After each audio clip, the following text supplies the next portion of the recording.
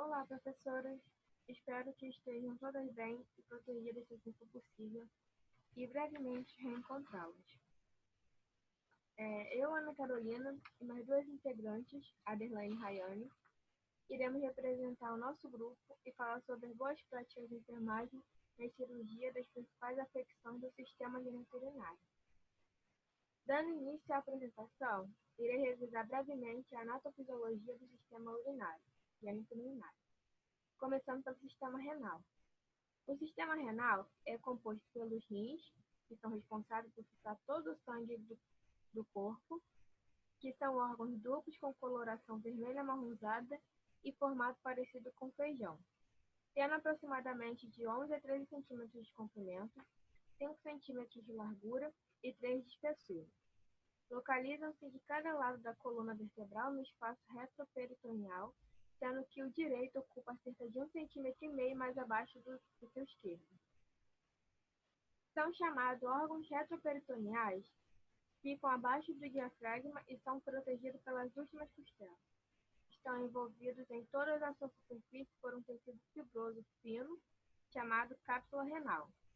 Na borda medial encontra-se o hilo, por onde passam o ureter, a artéria e veia renal, vasos linfáticos e nervos. A pelve renal é a estrutura que vai conduzir a urina que está sendo produzida nos néfrons até o ureter, que são responsáveis por levar a urina até a bexiga urinária, cuja função é armazenar e depois passar pela uretra e ser eliminada do corpo.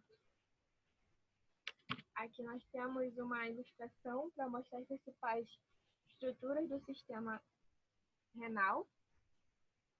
Fisiologicamente falando, o sistema renal tem a função de remover detritos, regular o equilíbrio ácido-base e hidroeletrolítico, formação de urina, excreção de produtos de degradação, controle do equilíbrio hídrico, controle da pressão arterial, regulação da produção de eritrócitos, síntese da vitamina D para a formativa e secreção da prostaglandinas.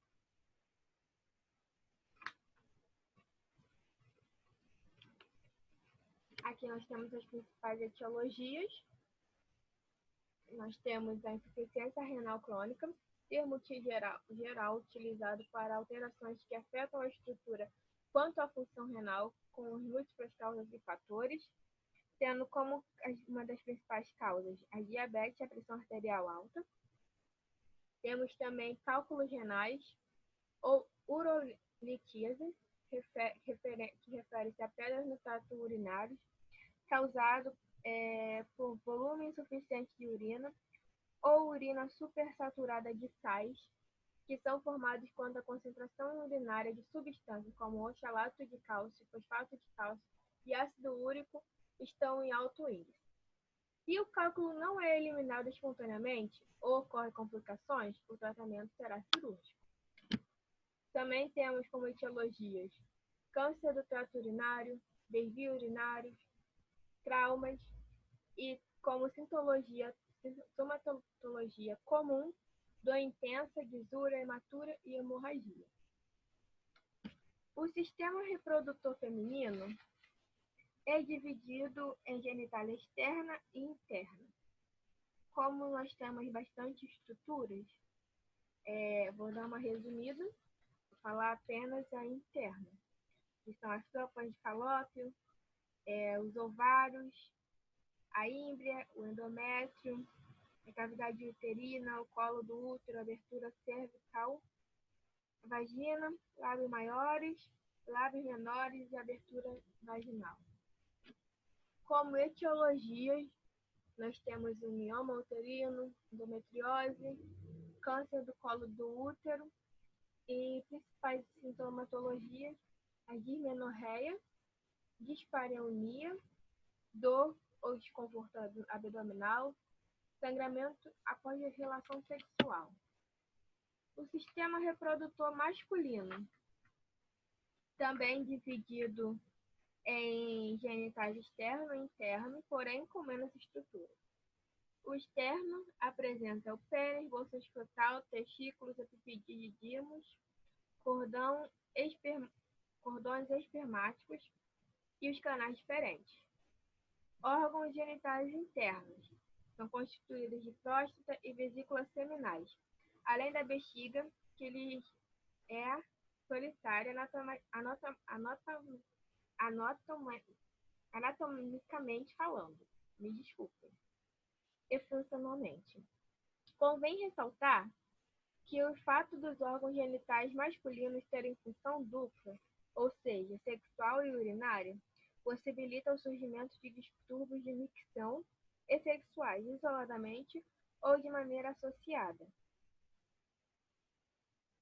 Como principais etiologias, nós temos a hiperplasia benigna prostática, câncer de próstata e na sintomatologia apresenta dificuldade para urinar, hematura, desconforto abdominal, dor e olitura.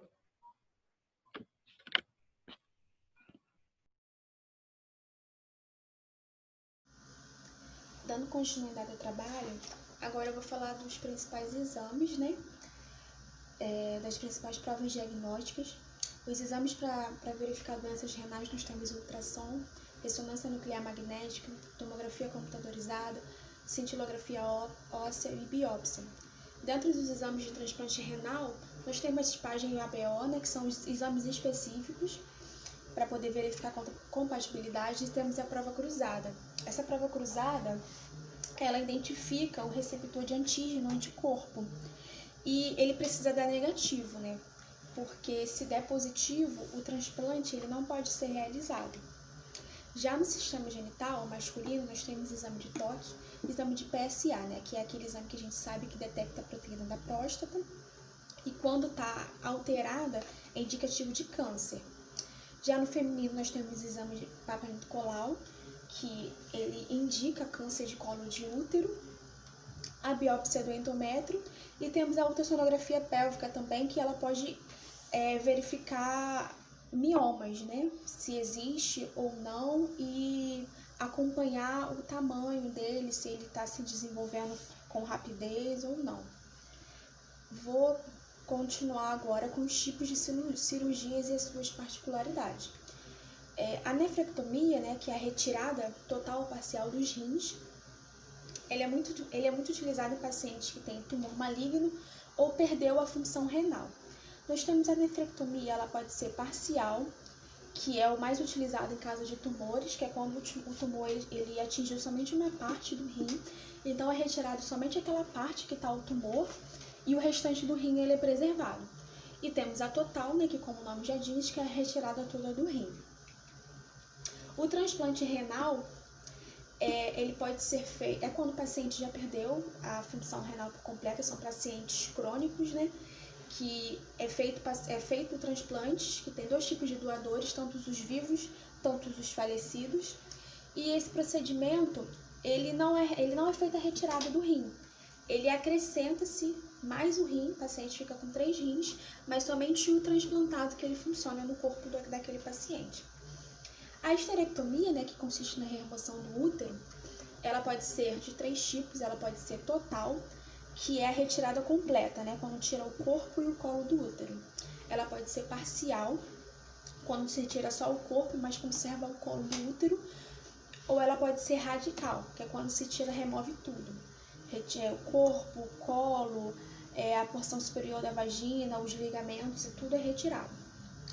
E nós temos a prostectomia, que é a retirada da próstata, a prostectomia total, e aí varia só mesmo sobre a prostectomia, ela tem uma variação da forma que é feita a cirurgia, né?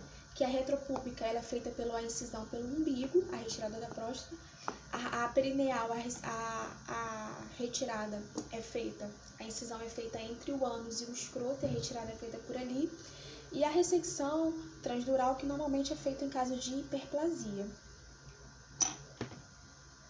Agora eu vou estar falando sobre os cuidados de enfermagem no período pré, intra e pós-operatório. No período pré-operatório, de uma forma geral, é necessário fazer um exame físico detalhado do paciente. No caso de cirurgias renais, a função renal ela tem que ser avaliada por completa.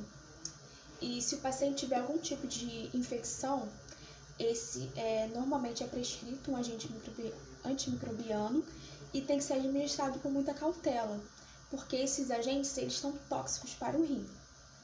Especificamente do transplante do rim, como eu tinha falado anteriormente, tem que ser feito no período pré-operatório, né, o exame de prova cruzada, que define a presença de anticorpos.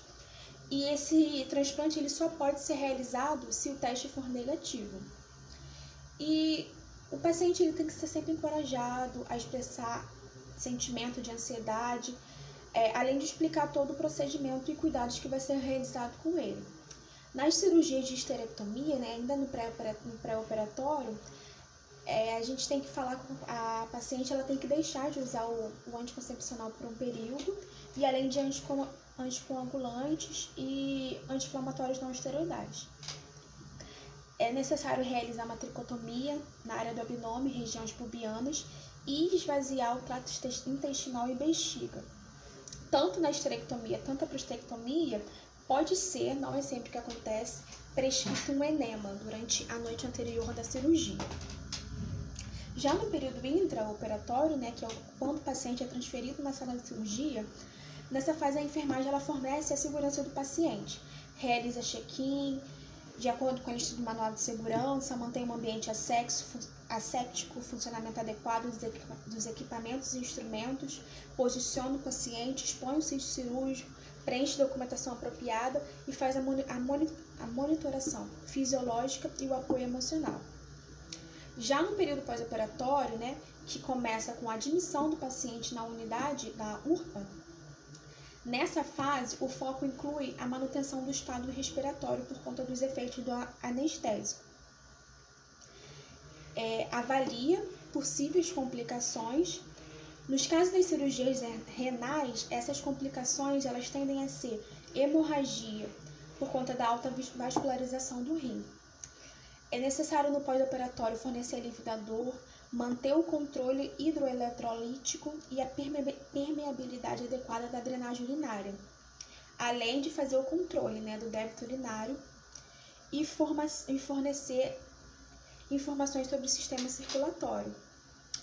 Tem que fazer um controle rigoroso de 15 em 15, 30 em 30, 45 em 45 minutos sobre o débito urinário desses pacientes, principalmente do sistema renal.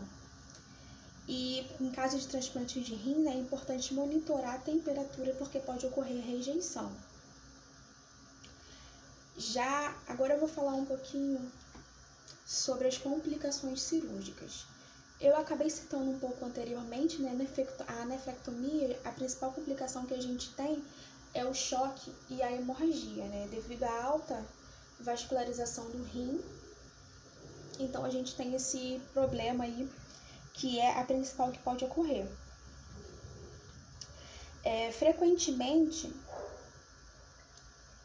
é necessário, né, fazer reposição de líquidos e componentes sanguíneos nesse período pós-operatório imediato, visando tratar a perda sanguínea que pode ter ocorrido durante o período intraoperatório. Já no transplante renal, né, a principal complicação que a gente tem é a rejeição, e a gente pode estar monitorando isso através da frequência cardíaca, através da temperatura do paciente. Na histerectomia, a gente conta com as principais complicações, a hemorragia, a trombose venosa profunda e a disfunção vesical. A hemorragia a gente pode detectar precocemente através dos absorventes, né? A gente avalia isso, a gente vai avaliando a intensidade desses sangramentos, a extensão e ainda ficar monitorando os sinais vitais. A trombose venosa, ela ocorre por conta do posicionamento, né, da cirurgia, e edemas que pode ocorrer no pós-operatório e além da imobilidade. Então, assim, é preciso encorajar a paciente a andar, né, o mais precoce possível, porque além da TVP, a paciente ela pode ter o risco de criar um trombo e esse trombo ir para o pulmão e criar uma embolia pulmonar, né? Então é necessário mudar a posição frequentemente, deambulação precoce, fazer exercício dos pés quando estiver no leito, além de sempre verificar os sinais de TVP, né? Ou de flebite, né? Que são dor, rubor, sinal de Wallman positivo, e verificar também se ocorre sinais da embolia pulmonar, como ataque cardíaco, a dor no tórax e dispneia. Já na prostatectomia, a gente tem as principais complicações: a hemorragia, o choque, o TVP, que é a trombose, né? E a disfunção erétil e a obstrução dos drenos. A hemorragia, ela acontece porque a próstata é muito vascularizada, né? E pode resultar na formação de coágulos que obstruem o fluxo urinário, então sendo necessário fazer uma drenagem. A trombose, ela tem uma incidência alta e normalmente o médico ele pode fazer uma prescrição de heparina antes da cirurgia. Já a disfunção erétil, ela tende a ocorrer após a cirurgia e ela pode ser discutida com o cirurgião após, para poder a gente estar corrigindo esse problema, que pode ser tratamento medicamentoso, implantes cirúrgicos ou dispositivos de pressão negativa. Já a complicação com a sonda, uma sonda obstruída, ela produz distensão da cápsula prostática e resulta em hemorragia. A parte inferior do abdômen ela pode ser observada, né, para poder assegurar que a sonda não foi bloqueada, porque uma bexiga distendida em excesso, ela apresenta uma inchação arredondada, distinta, acima da pubis. Normalmente a furosemida ela pode ser prescrita para promover a micção e iniciar a diurese pós-operatória, ajudando assim a manter uma sonda permeável. Agora a gente vai falar sobre os principais diagnósticos e intervenções de enfermagem. Aqui no nosso trabalho eu coloquei 5. O primeiro diagnóstico que eu coloquei foi relacionado à ansiedade, né? A meta desse diagnóstico é a ansiedade reduzida. E as intervenções a gente tem, entre elas, estabelecer comunicação para aliviar a apreensão, esclarecer a natureza cirúrgica, encorajar o paciente a verbalizar seus sentimentos, proporcionar privacidade quando for discutir sobre diversos assuntos, principalmente referente à genitália, né? Porque nós temos tanto a prostatectomia, tanto a histerectomia.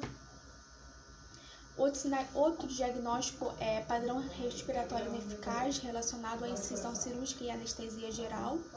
A anestesia ela causa, né, uma depressão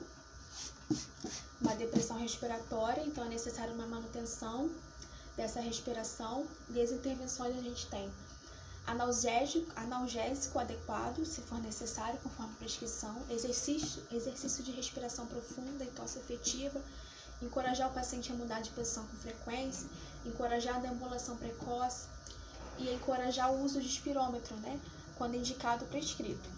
O outro diagnóstico é dor e desconforto relacionado à incisão cirúrgica, e entre as intervenções a gente tem avaliar o nível da dor, administrar analgésico conforme prescrição, encorajar a deambulação e imobilizar a incisão durante o movimento ou exercício durante a respiração profunda. Outro diagnóstico, principalmente nas cirurgias renais, e a gente tem a eliminação urinária prejudicada. A meta é manutenção da urina. Dentro das intervenções a gente tem avaliar imediatamente o sistema de drenagem, avaliar a adequação do débito urinário da permeabilidade do sistema de drenagem, utilizar asepsia e higiene das mãos quando realizar os cuidados, manter a ingesta hídrica adequada, encorajar a deambulação, monitorar a quantidade e a característica da urina, além de monitorar os sinais vitais, pulso, respiração e pressão arterial.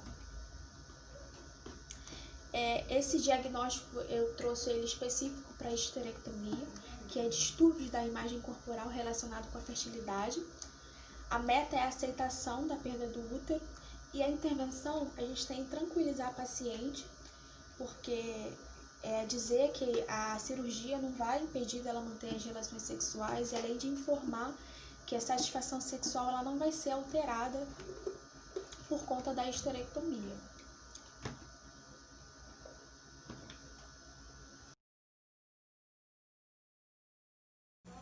Diagnóstico: dor e desconforto agudo relacionado com a incisão cirúrgica. Meta: alívio da dor e desconforto. Intervenções: avaliar nível da dor, administrar analgésico conforme a prescrição, ajudar a encorajar a deambulação, imobilizar a incisão durante o movimento ou exercício de respiração profunda. Diagnóstico: eliminação urinária prejudicada relacionada à drenagem urinária. Meta: manutenção da eliminação urinária. Intervenções: avaliar imediatamente o sistema de drenagem, avaliar a adequação do débito urinário e da permeabilidade do sistema de drenagem, utilizar asepsia e higiene das mãos quando realizar os cuidados e manipular o sistema de drenagem, manter ingesta hídrica adequada, encorajar a deambulação, monitorar a quantidade de urina característica da urina, monitorar sinais vitais, temperatura, pulso, respirações e pressão arterial. Diagnóstico específico para histerectomia. Distúrbio da imagem corporal relacionado com a fertilidade alterada. Meta: aceitação da perda do útero. Intervenções: tranquilizar a paciente que ainda possui vagina e pode ter relações sexuais. Informar que a satisfação sexual e o orgasmo se originam da estimulação clitoriana e não do útero. Orientações para alta. Transplante de rins. Informar o uso de máscara de proteção durante o primeiro mês e sempre que for a uma instituição de saúde. O contato próximo com familiares e amigos. Mantenha-se afastado de pessoas portadoras de doenças contagiosas. Não se aproximar de animais durante o primeiro mês. Conservar a casa sempre limpa e arejada. Nefrectomia. De acordo com a idade e tipo de doença, cada pessoa deverá fazer um acompanhamento periódico da função renal. Exames de imagem, sangue e urina são indicados. Repouso. Nada de fazer esforços físicos logo após a cirurgia. E isso inclui relações sexuais. Respeitar o período de repouso recomendado pelo seu médico para uma boa recuperação. Muita água e dieta equilibrada. Beba ao menos 2 litros de água por dia, sucos naturais especialmente, de laranja e limão. As sopas também podem ajudar na hidratação. Evite alimentos industrializados que contêm muito sal e temperos prontos. Evite álcool e pare de fumar. O tabaco tem cerca de 4.700 substâncias tóxicas. O cigarro desencadeia inflamações que afetam a circulação sanguínea, que atinge os rins. O álcool aumenta a pressão arterial, que afeta o funcionamento renal. Analgésico só com prescrição.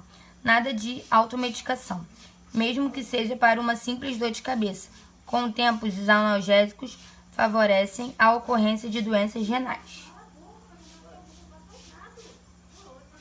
Medicação. Orientar sobre a importância de tomar os medicamentos imunossupressores, que são utilizados para prevenir a rejeição. Imunossupressores. Medicação para controlar a tensão arterial, medicamentos para colesterol e protetores gástricos. Histerectomia. Orientar o paciente como limpar o curativo, manter a ferida operatória limpa, lavando com água limpa e sabão de coco ou neutro. Após o banho, secar com toalha limpa e não cobrir a ferida. Informar algumas recomendações importantes sobre sexo. Pedir orientações ao médico antes de iniciar as relações sexuais. Esforços por pelo menos 3 meses. Dieta. Caso seja recomendada alguma dieta especial, a paciente deve segui-la corretamente. Procurar o hospital nos casos de febre persistente, vômitos incessantes, dor forte no abdômen que não passe com medicação prescrita pelo médico, secreção fetida na ferida da operação ou vermelhidão, calor ou sangramento, grandes sangramentos maiores do que a menstruação normal. Prostatectomia.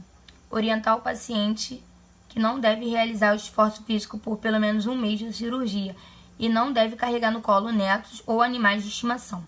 A caminhada é completamente liberada com 1 mês da cirurgia e academia após 3 meses. O paciente deve se alimentar de forma saudável, não existindo restrição específica, evitando aqueles cujo a digestão seja mais difícil. Nos primeiros 30 dias após o procedimento cirúrgico, o paciente deve se manter em repouso relativo. Aconselha-se movimentar-se, o que é diferente de exercitar-se. O paciente deve evitar alimentos como frituras, condimentos e doces.